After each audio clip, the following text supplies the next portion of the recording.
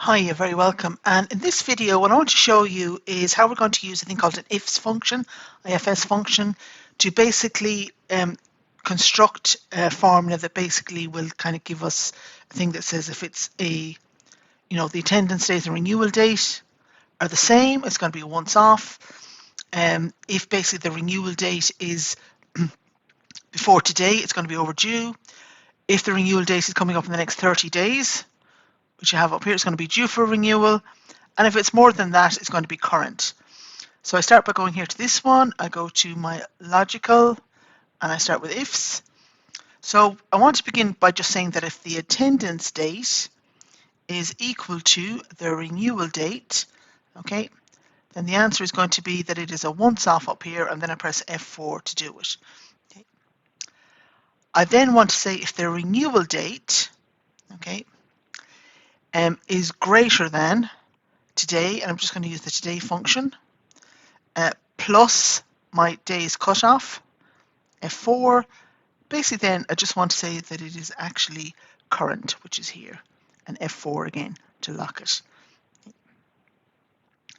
I'm then going to go on to the next bit that says if the renewal date is less than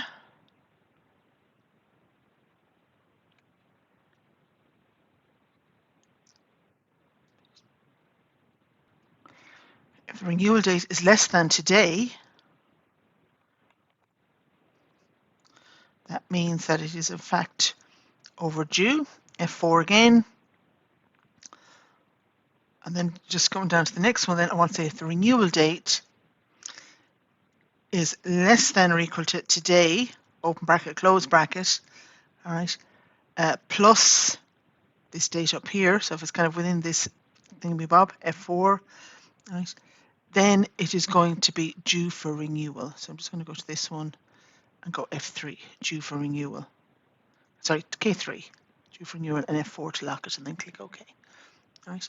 So you can see then it actually just comes up automatically.